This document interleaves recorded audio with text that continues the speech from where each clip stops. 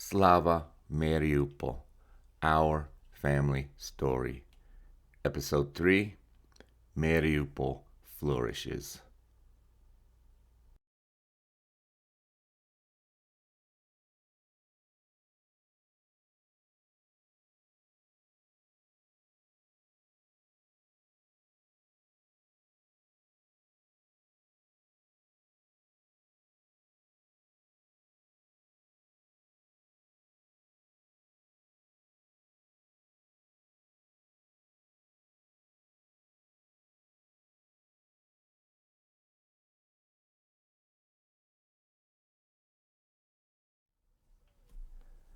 Last episode ended when we were tired of Verdansk. I had lost my fear, and we decided to return to Mariupol in autumn 2018. So, this episode will be all about life in Mariupol. The official population of the city is 430,000, about the size of Minneapolis. But the true population is closer to 500,000 if you include the IDPs or internally displaced persons who had fled occupied Donbass beginning in 2014. Half the population of the occupied territory fled, mostly as IDPs, elsewhere in Ukraine to places like Kiev, Dnipro, Zaporizhia, Berdansk, and Mariupol, and several hundred thousand fled abroad as refugees. The key industries in Mariupol are steel and the port. The two large steel plants, Ilyich and Azovstal, paid very high wages, making Mariupol second in the country after Kiev for pay levels. Although I didn't speak either language, it is well known that Russian is the predominant language in Mariupol and in Donbass. I could tell the difference between Russian for thank you, which is spasiba, and Ukrainian, which is jakio. I only heard the latter out at the military checkpoints when soldiers from western Ukraine had rotated in on assignment. Mariupol is pretty polluted. The groundwater was close to slag heaps, coal mining, but the city did pipe in water from the north, so the drinking water coming out of the tap was okay. But the air was pretty bad. If you leave and come back, your eyes sting, your lungs hurt, but if you live there every day, you get used to it. Same goes for the nightly sounds of artillery. You could hear it on a summer evening if the windows are open, but again, I just got used to it. I had a go bag ready. I had my documents, cash, everything I needed to leave on short notice. I felt like within 2 hours we could be in a cab on our way to Zaporizhia if anything bad happened. But mother never had a go bag. She never made any plans to leave. Her intention was always to remain at home no matter what happened. By then, I was familiar enough with Mariupol to know where I wanted to live, so we rented a place on the right half of this map in central Mariupol. This shows about a 1.5 mile long strip of Miru, starting to the east at the Drum Theater and going all the way west to the intersection with Builder Street at the far left. The Drum Theater is the center of Mariupol culture, and the Central Rynok is about a quarter of a mile north of the underpass, which is the intersection of Miru and Metallurgiv. Adjacent to the underpass is Greek Square, and just south of that is the Technical University. A couple blocks west on Miru is Hospital Number 3, which is Children's and Maternity Hospital, taking up a whole city block. And right across the street from that is the 1991 Tech Center, and then over at the corner of Builders and Miru is Freedom Square. So I'll go through these one by one. Here's a photo I snapped of the front of the Drum Theater. Looks like it might be autumn. I never actually went inside this building to see any plays, but they did have a park surrounding the drum theater, and there was always some kind of activities going on there. I took this photo right after the last photo. I just turned left across the street looking at this church. At that bus parked, you can buy coffee and also under the umbrella. A lot of times in the evenings, teenagers would park in this parking lot, blast their car stereos. When it was nice weather, they had horseback rides, and there were always a lot of festivals, concerts, and even presidential speeches in this space. The first couple of years I was there, they had an ice skating rink in winter right behind the drum theater, as we see here. Then in 2018, they put this fountain in that same space behind the drum theater, which was very nice. It had music timed to the fountains. The kids like to run in and out. They had seats all around the circle with gardens. It was a really nice place to hang out. Here's an aerial shot looking east at a concert going on in front of the drum theater. And you can see the fountain in the background, and further in the background is Miru Street heading east. Directly across the street from the drum theater is the Holodomor Memorial, commemorating the intentional starvation of millions of Ukrainians by the Kremlin in 1932 and 1933. We went to an event there one time and drank styrofoam cups of pine cone and grass soup, which is what those people had to survive on. Here's the eastern entrance of the Central Rynok on Metallurgiv, just north of Miru. Inside here, we usually bought produce and got mother week-old crossword puzzles. You could get your knives sharpened in here, eyeglasses repaired, buy cosmetics, lingerie, clothing, and we even got mother an electric hot water heater inside here. We probably visited this place once a week. The southern edge of the Central Rynok is here on the right-hand side, and across the street on the left, going all the way down the street, are more stores and kiosks. In Mariupol, if you tell the cab driver to take you to the underpass, this will be your destination, since there's only one underpass in Mariupol, here at the intersection of Miru and Metallurgiv. Down the stairs there under the street there are some shops, and then across the street you can see Vodafone, cell phone store, and next to it Pro Store Cosmetics. We went to those stores quite often. This building was renovated, I believe, summer 2021, because they were going all up and down the area between the underpass and beyond the drum theater to the east, renovating these buildings one by one, painting, new balconies, lights in front, and they were really beautifying this stretch of street very nicely. Greek Square is just adjacent to the underpass and honors Mariupol's Greek heritage. Around 2018 or so, they installed these fountains in front, which were very popular, of course. Here's a daytime look at the same fountains on Greek Square with the destroyed City Hall from 2014 in the background. During my time in Mariupol, this building was always covered with a banner, as we see here, although towards the end of 2020, they removed the banner and began actual renovation work on the destroyed City Hall.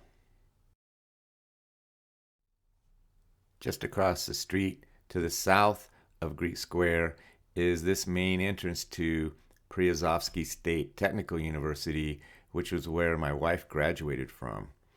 This school trains students for jobs in heavy industry.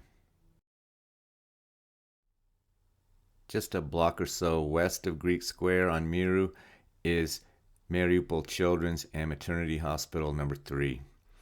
In 2019, they had completed renovation, as we see here, with the city council holding a press conference. They renovated all of the medical facilities in Mariupol, including the hospitals and clinics.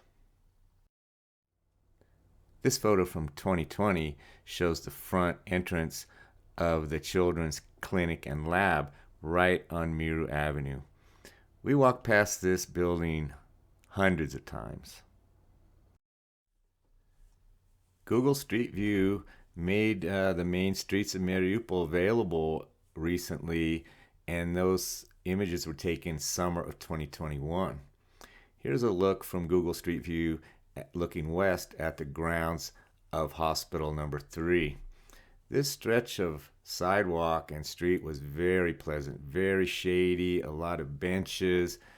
Families like to take a stroll along here. Mariupol City installed these guardrails along Miru, which only served to turn this stretch of road into a drag strip since there were no pedestrians to worry about. Just across Miru from Hospital Number 3 was the 1991 Startup Center, which opened in October 2019, attended by President Zelensky. This previously was the library, but then it changed into a place for entrepreneurs to meet up and start their own companies. Further west along Miru, at the northeast corner with builders, was Freedom Square.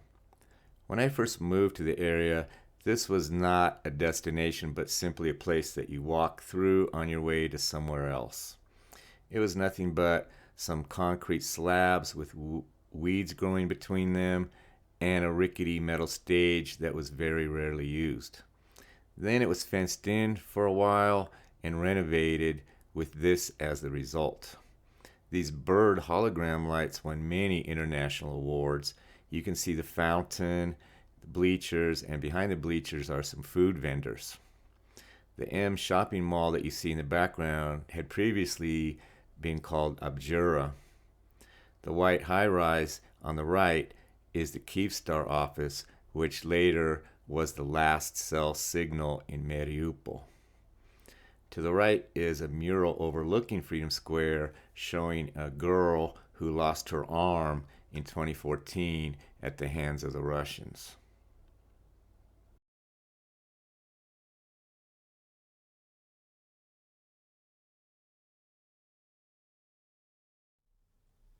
After its renovation, Freedom Square almost rivaled Drum Theater for winter activities. Here you can see the children's train, and behind it they had a toboggan run, and also they moved the skating rink over here. The building on the left across the street, the ground floor, has some stores that are collectively known as 1,000 Little Things or 1,000 Trifles. Along the street there are more stores. The second from the left is Aroma Kava. And further to the right, the last store across the street that's lit up is a yellow flower shop that we regularly visited. Aroma Kava was a chain that popped up all of a sudden all over the city around 2018, 2019. It was a good place. They were open 24 hours. They had cheap coffee and espresso drinks, and you could sit down and relax. Right across the street from 1991 on Miru, next to the hospital, was Coffee Racer Cafe, another favorite of ours. They had very good desserts, and they had bathrooms, which came in handy when you're walking all around drinking coffee. We would sit out here on the patio and watch the drag races on Miru. Speaking of coffee, this place served probably the best coffee in Mariupol, in our opinion. It was a coffee machine repair shop at the far eastern end of Miru, almost at the end of the street. They had a couple small little tables, and we became kind of regulars in this place, and it was owned by a very nice family, husband, wife, and son. They lived upstairs and gave us their number if we ever wanted coffee when they were closed. They also owned Cafe Latica locations in Port City Mall, and also there's one in Kyiv. Now I'm going to start talking talking about parks and recreation. Victory Park is further west on Mir, almost to Caprina on the north side of the road. It was a wooded park that I really enjoyed walking through since it was natural, quiet. They had a few benches. And in front, they had this airplane memorial that kids actually could climb up there, believe it or not. Around 2020 or so, Mariupol finished this pier on the sea that was very, very popular. One of my favorite parks in the city is City Garden, which is south on Metallurgiv on a hill overlooking the Azov Sea. It had gardens all over, monuments, children's merry-go-round. It was very pleasant with beautiful, beautiful views. Now I'll switch to restaurants and dining in Mariupol, starting with the Nielsen restaurant, which is right across the street facing the front of the Drum Theater. The only time Mother ever went out to a restaurant during my time in Mariupol was New Year's 2020 when we visited here. We sat at that fourth window to the left away from the front door, and she had a beautiful view of the front of the Drum Theater and the Christmas tree. We had a very memorable meal. Here's the inside of Nielsen on the side facing Miru.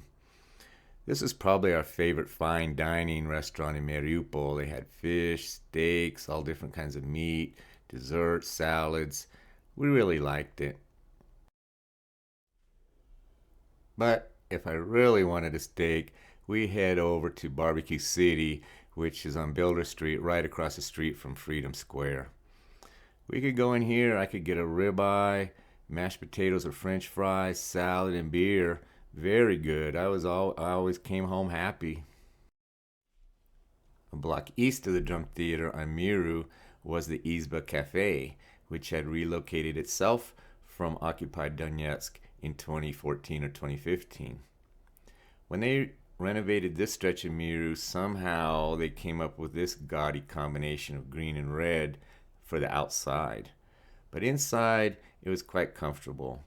They had sofas, sometimes live music, good food, good drinks, and they were famous for having a piano on the wall. 2019 or so, Lviv Croissants opened about a block west of the Drum Theater on Miru. I think it's a national chain, but this was the first location in Mariupol. We liked it. You could order online. They had about 40 different kinds of sandwiches, inexpensive, pick up 30 minutes later. So it was very popular right away. There were already some Georgian restaurants in Mariupol, but around 2019, some more opened up, including one on the Drum Theater grounds. But this one, Uncle Gigi, I think is how you say it, was an immediate hit as soon as it opened its doors. We love the food here. Anybody's birthday or any celebration, we always got food from here. Now I'll talk a little about where we shopped in Mariupol. Usually we went to one of the Renux or Port City, but there was also the Ukraine Mall right on Miru. They had a Natalie school supply store in here, but usually we went in here to use the kiosk on the ground floor to pay bills. Ukraine economy is all built around cash. Everybody pays everything in cash. So we would go in there with our bills and feed cash into the machine, get our receipt, and pay our bills that way inside this building.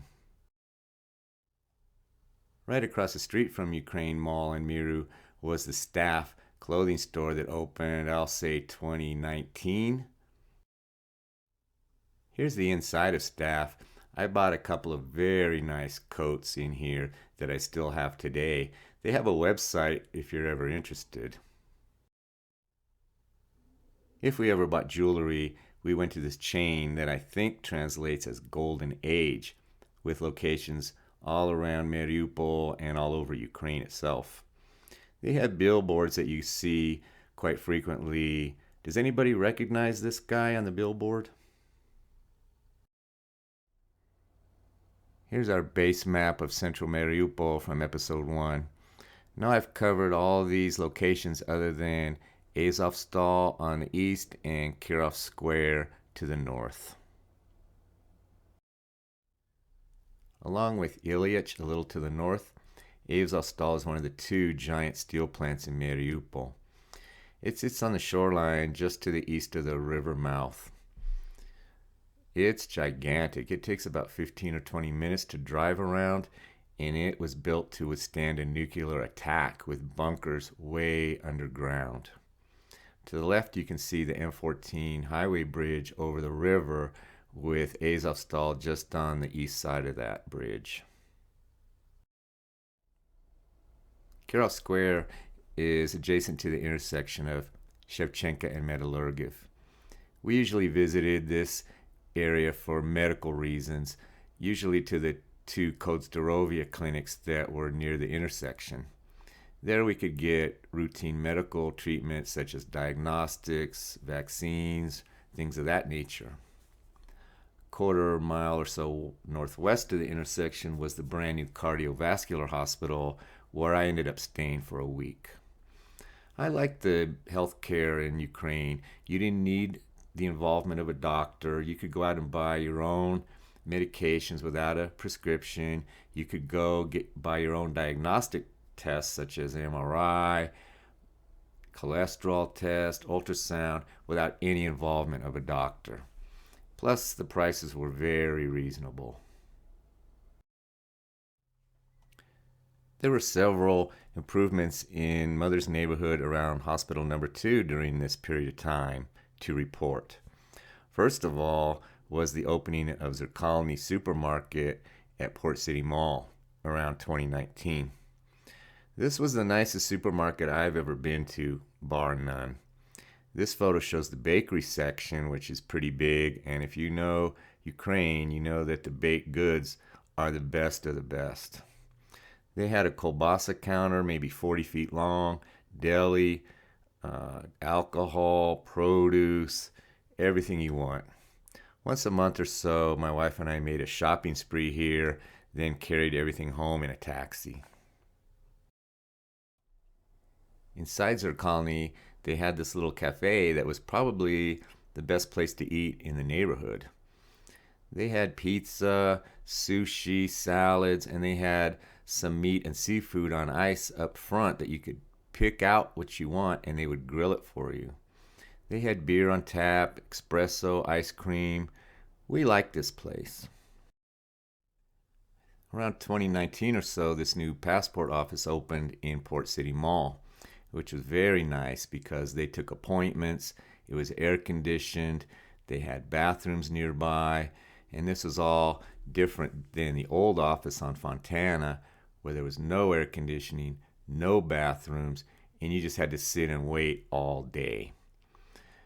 In 2021, we insisted that Mother come over here and get a passport, and she said, why? I'm not going to travel anywhere, but it turned out to be lucky that she did. Hospital Number 2, right across the street from Mother, was renovated in 2018. This is the intensive care and emergency hospital for this side of the river. This is the front entrance of the 7-story inpatient building facing Troitska. To the left or to the east is the inpatient clinic and lab. Also on the grounds are the ambulance bay, a pharmacy, and a mortuary. Here's the south side of that same building looking northwest.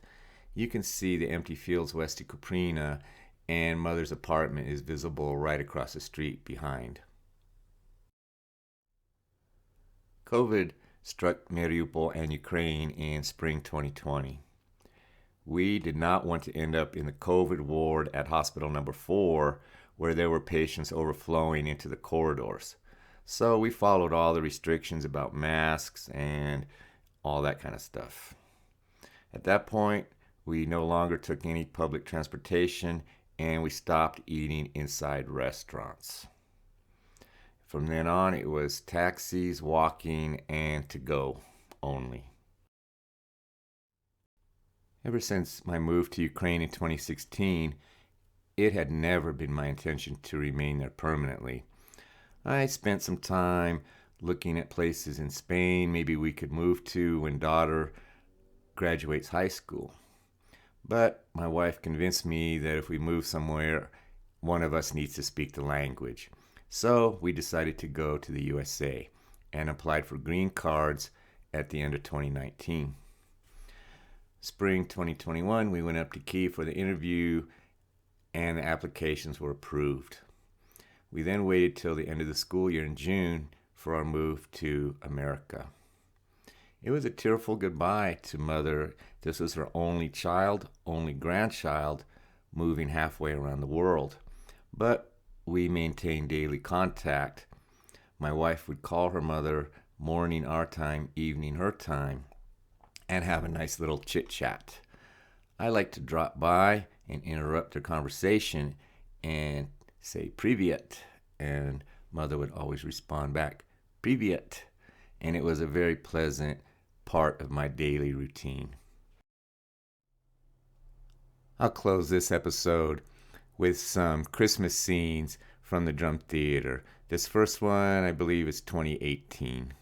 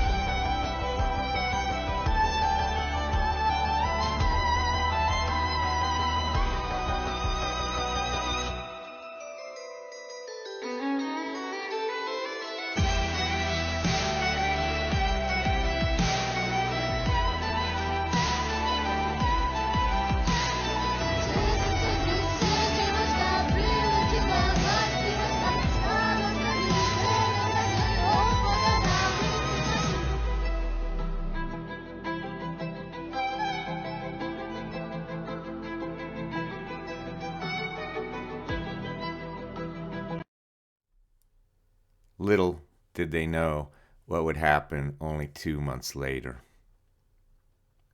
That's it for this episode. Thank you for watching. Next episode, we look at the prelude to invasion.